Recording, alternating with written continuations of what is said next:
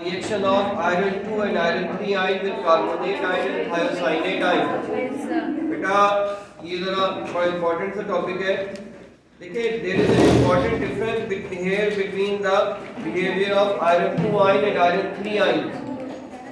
देखिए when iron 2 ion reacts with carbonate ion, green precipitates of iron carbonates are formed. ठीक है, हमारे पास iron 2 ion है और बेसिकली आयरन का हेक्सा एक्वा कॉम्प्लेक्स है और इस हेक्सा एक्वा कॉम्प्लेक्स ने जब रिएक्ट किया है कार्बोनेट आयन के साथ तो हमारे पास फेरस कार्बोनेट बना है और ठीक है और कुछ भी नहीं बना. लेकिन अगर हम आते हैं reaction of iron 3 ion with carbonate ion, अब देखिए the hexa aqua iron 3 ion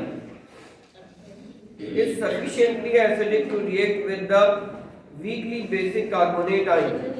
ठीक है, अब देखो ये कह रहे हैं कि आयरन 3 का जो हेक्सा एक्वा आयन है वो अच्छा खासा एसिडिक होता है और वो इतना एसिडिक होता है कि वो वीक बेस से भी रिएक्ट कर जाता है. देखो एसिड बेस रिएक्शन कब होगा? एसिड बेस रिएक्शन उस वक्त होगा जब दोनों स्ट्रांग हो, एसिड भी स्ट्रांग बेस भी स्ट्रांग. या एसिड बेस रिएक्शन उस वक्त होगा कि कम से कम एक तो स्ट्रांग हो, या एसिड स्ट्रांग हो तो भी हो जाएगा, बेस स्ट्रांग हो तो भी हो जाएगा. यानी अगर एक वीक होता है ना तो काम चल जाएगा. लेकिन अगर खैर से दोनों ही वीक हो तो समझो कि बस दुकान बंद है, फिर कुछ भी नहीं होगा.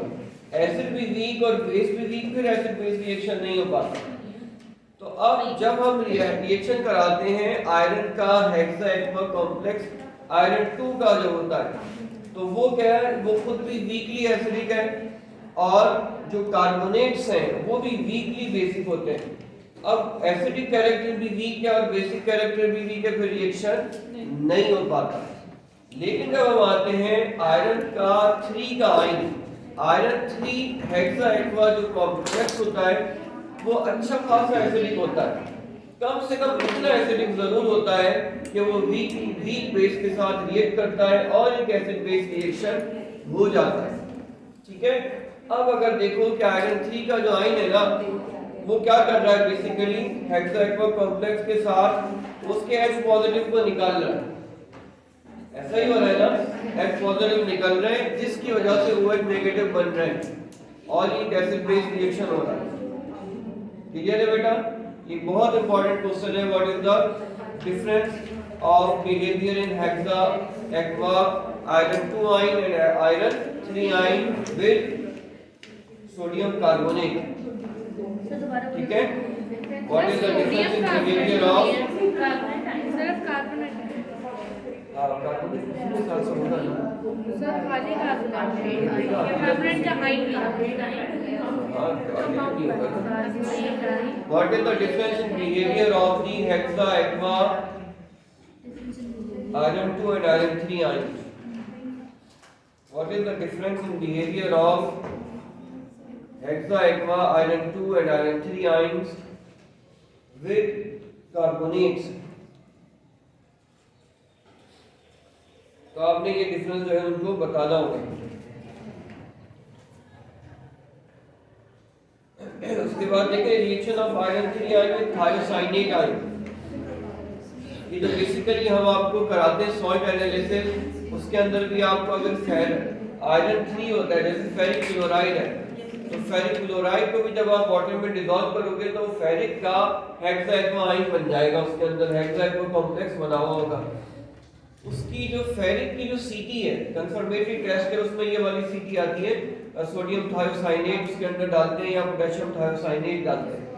तो वहां पे आयरन के 3 थायोसाइनेट आयन से रिएक्ट करके क्या दे रहा होता है, रेड कलरेशन दे रहा होता है, ये रेड पीपीटी दे रहा होता है. ठीक है, तो ये एग्जैक्टली वही रिएक्शन है जो आप सॉल्ट एनालिसिस में भी करके आ चुके होंगे कि आयरन का हेक्सा एक्वा 3 आयन है वो थायोसाइनेट आयन के साथ जो है ना ब्लड रेड सॉल्यूशन दे रहा है और ये ब्लड रेड सॉल्यूशन जो है ना वो किसी ये इस कॉम्प्लेक्स की वजह से आता है. अभी कोई क्वेश्चन देखिएगा, give the role of ammonia in reaction with iron solution, in which form the iron ions are present in aqueous solution. Explain the catalytic role of iron in the reaction between persulfate ion and iodide ion. How thiocyanate ion is used in the testing of iron 3 ion. ये सारे आसान चीजें तो ये आप जरूर देख लीजिएगा। अब इसके बाद देखें हम आते हैं कॉपर की तरफ।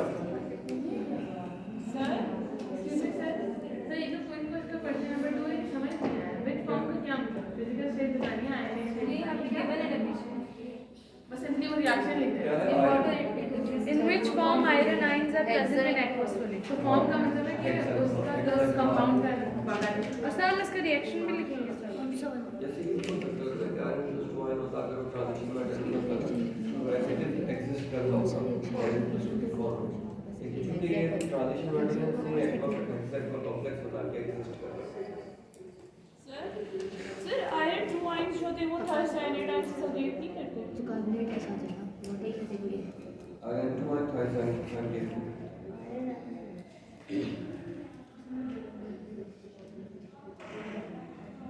अच्छा बेटा आप देखो बात है कॉपर की तरफ। कॉपर जो होती है ना वो बेसिकली होती है 4s2 3d 4s1 3d10 होती है। अब 4s1 3d10 का मतलब है कि +1 का आयन बनाएगी और बस। लेकिन कॉपर का +1 का आयन आपने देखा है कि याद देखा है आप बताओ आपने हाँ बोलो जी क्यूप्रस क्लोराइड में देखा था ये जो था ना Cu2Cl2 इसमें ये -2 था और ये +2 था इसका मतलब है कि एक कॉपर +1 था। आपने इसका नाम भी देखा होगा इसका नाम जो बुक में लिखा हुआ था ना वो था कॉपर 1 क्लोराइड ठीक है।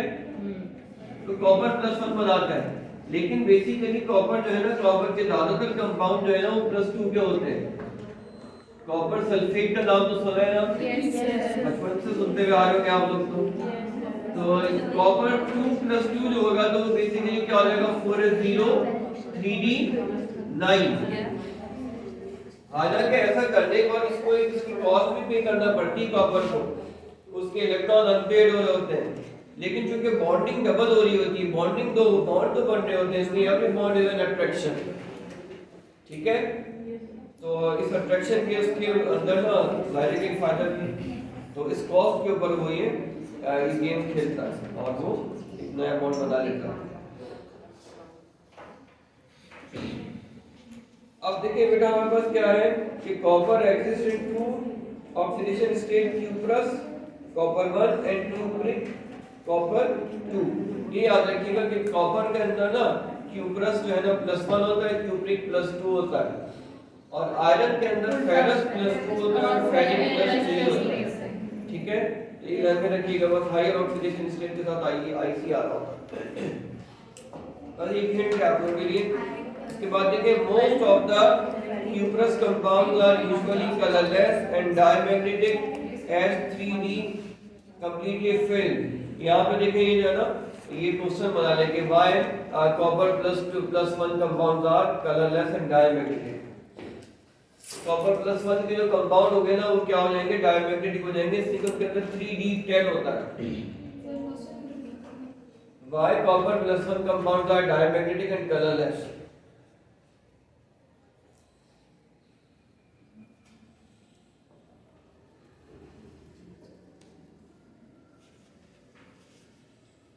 ठीक है तो ये इस वजह से हो जाता है इसलिए कि डी इसका ना कंप्लीटली फिल होता है डी कंप्लीटली फिल होने की वजह से क्या हो जाता है कलरलेस हो जाता है। Most of the Q+ compounds are usually colorless and diamagnetic and 3d orbital। अच्छा इसके बाद देखें most of the anhydrous cupric compounds are colorless while the hydrated cupric compounds are blue due to the formation of hydrated ion। तो जो cupric के जो ion है ना अगर वो हेक्साइक्लो कॉम्प्लेक्स की फॉर्म में है तो वो क्या होते हैं वो कलर्ड होते हैं। और copper H2O6 solutions of copper salts are acidic in nature due to the hydrolysis। अब ये जो कॉपर +2 के जो कंपाउंड्स है ना ये एसिडिक होते हैं इसलिए कि वाटर के साथ जब रिएक्ट करते हैं तो क्या होता है H पॉजिटिव डिलीट हो जाता है ठीक है। वो अपनी एनहाइड्रेटेड फॉर्म में कलरलेस क्यों होता है हालांकि मतलब उसका फिर भी ये तो बीटी जल्दी असल में देखो होता ये है कि एक जैसी चीजें एक जैसी चीजों से अफेक्टेड होती हैं, ठीक है ना। अब आप जो है ना देखो जैसे ये कौन है, मिसाल के तौर पर ट्रांजिशन मैटर है। जब तो लिगेंड अप्रोच करता है ना तो उसका मैग्नेटिक फील्ड इसके मैग्नेटिक फील्ड को अफेक्ट करता है और इसके मैग्नेटिक फील्ड के अफेक्ट से अफेक्टेड होने की वजह से स्प्लिट होता है।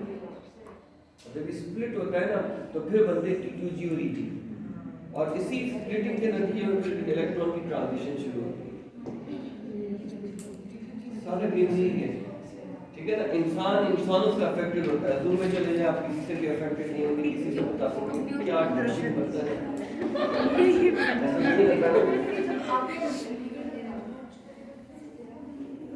अच्छा देखो उसके बाद क्या है कि कहाँ पे हम तो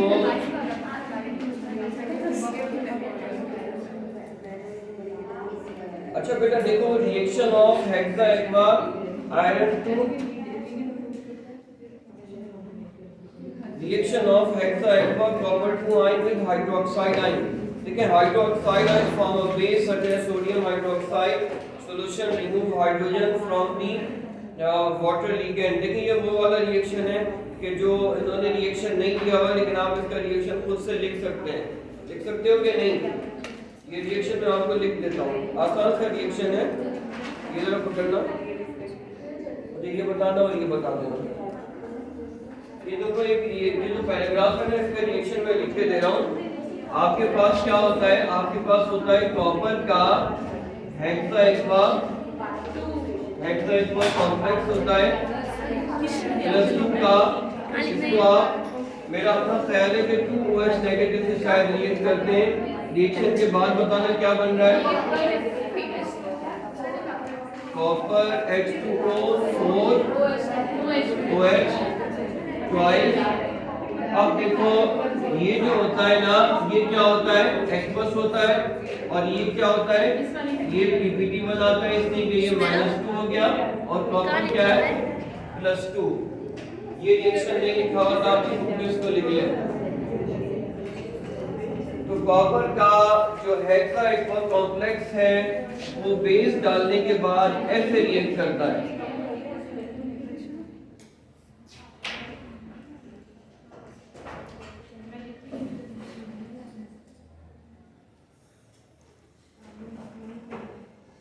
ठीक है बेटा, कहाँ गई वो बुक जो मैंने दी थी? अच्छा अब देखो ये हो गया और इसके बाद देखो अमोनिया जो है ना, अमोनिया भी चूंकि बेसिक है ना तो अमोनिया जो है वो भी क्या कर रही है? H पॉजिटिव रिमूव कर रही है और एक एसिड बेस रिएक्शन हो रहा है। लेकिन यहाँ पे एक बड़ा अहम जो है ना बात क्या है वो ये है कि अमोनिया जो है ना, अगर तो अमोनिया ज्यादा आ गई तो अमोनिया क्या करती है कि एज अ बेस काम करने के बजाय एज अ लिगेंड काम कर देती है और पूरा जो इसका घर बना बनाया घर जो है ना वो तोड़ देती है और खुद जाके अंदर बैठ जाती है। सही है? जैसे देखो कॉपर जो है ना, पहला रिएक्शन जो है आप देखिए कॉपर का क्वेश्चन देखिए, क्वेश्चन भी आपके क्विज में आएगा कि show that ammonia can behave as a base and as a ligand. ठीक है, तो अमोनिया जो होती है पहले रिएक्शन के अंदर जब वो एज अ बेस बिहेव कर रही है तो उसकी कंसंट्रेशन कितने मोल यूज कर रहे हैं? 2। ठीक है, उसके आगे देखो उसमें कुछ लिखा हुआ है, पैराग्राफ पढ़ना जरा। सर किसमें? अमोनिया वाले में? हाँ। When a few drops of aqueous ammonia is added to hexa aqua copper 2 ion, hydrogen ion of water ligand is removed by ammonia and the blue precipitate of hydroxide of copper is formed. In this reaction, ammonia acts as a base, proton acceptor. ठीक है, आगे क्या लिखा है? Sir फिर ये paragraph खत्म हो गया। उसके बाद क्या लिखा है? Ammonia as a ligand. ठीक है, When excess of aqueous ammonia is added to the hexa aqua copper 2 ion, precipitate dissolves and deep blue solution of tetramine copper 2 ion complex is formed. In this reaction, ammonia acts as a ligand. बेटा अब ये देखो हमारे पास ना ये ammonia के साथ 2 cases है।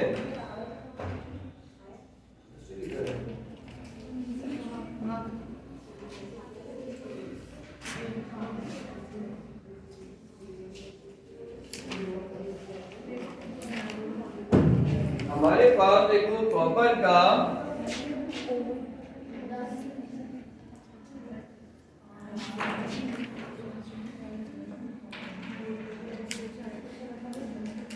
हमारे पास कॉपर का हेक्सा एक्वा कॉम्प्लेक्स है, ठीक है, हेक्सा एक्वा कॉम्प्लेक्स है। और इस हेक्सा एक्वा कॉम्प्लेक्स के ऊपर हम क्या कर रहे हैं,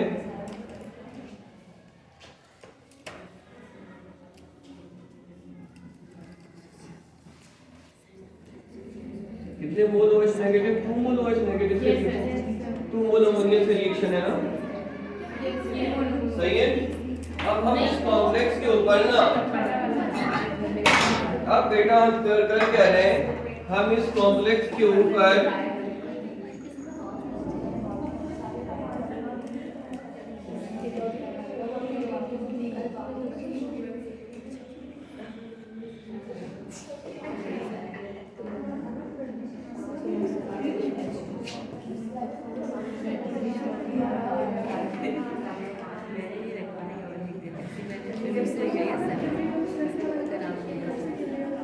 देखो ये हमारे पास कॉपर का हेक्सा एक्वा कॉम्प्लेक्स है और इस हेक्सा एक्वा कॉम्प्लेक्स के ऊपर हम फ्यू ड्रॉप्स ऑफ अमोनिया डाल रहे हैं।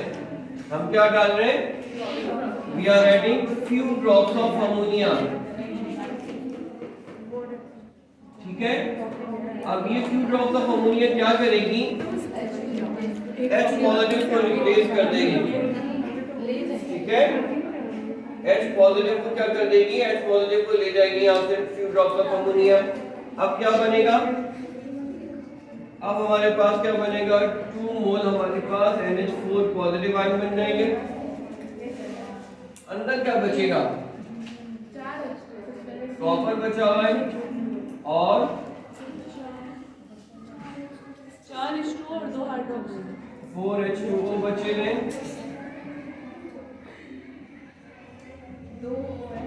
और 2 OH। यहाँ बच गया OH बच गया और यहाँ भी OH बच गया, ठीक है। ये हमारे पास रिएक्शन हुआ है और कॉपर किसका है, +2 आयन है। अब अगर आप गौर करो तो टोटल चार्ज कितना हो गया, पहले कितना था, +2 था ना टोटल चार्ज, अब कितना हो गया, Pp बन जाएंगे, इसलिए ये +2 हो गया और ये -2 हो गया। तो फ्यू ड्रॉप्स ऑफ अमोनिया के ऊपर ये रिएक्शन हो रहा होता है। लेकिन जब हम इसी कॉम्प्लेक्स के ऊपर हम एक्सिल में अमोनिया डाल देते हैं, इसी कॉम्प्लेक्स के ऊपर हम जब एक्सिल में अमोनिया डालते हैं तो क्या होता है,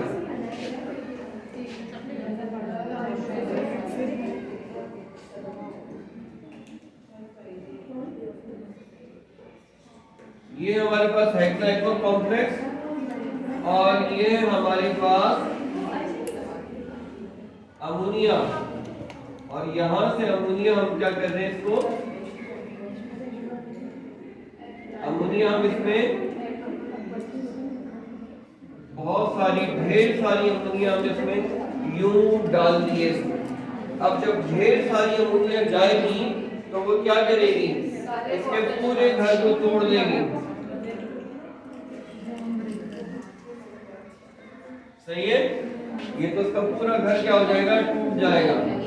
और जब पूरा घर टूट गया तो उसके अंदर कौन उसके बैठेगा जाके, जी कॉपर +2 और यहाँ पे जाके अमोनिया ऊपर जाके बैठ जाएगी, सही है।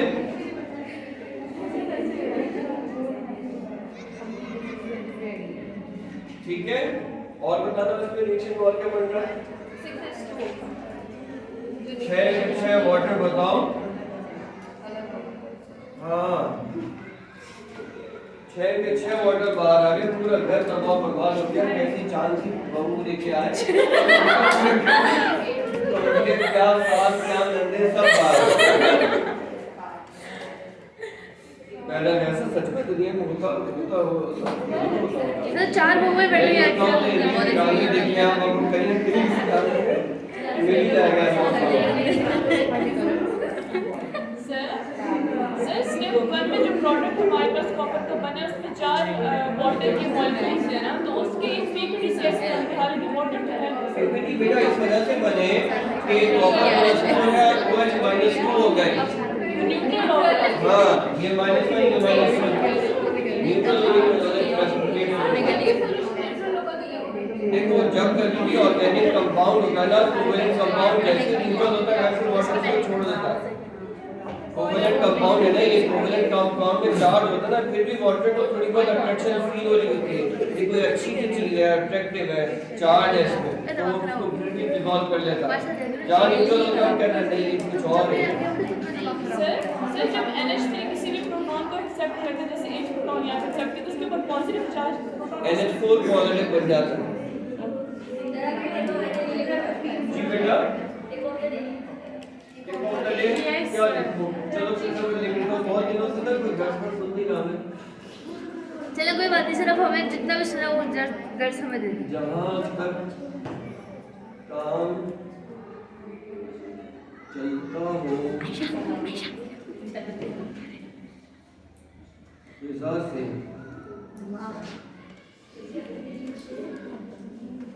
परहेज लाज़मी है हर दवा से।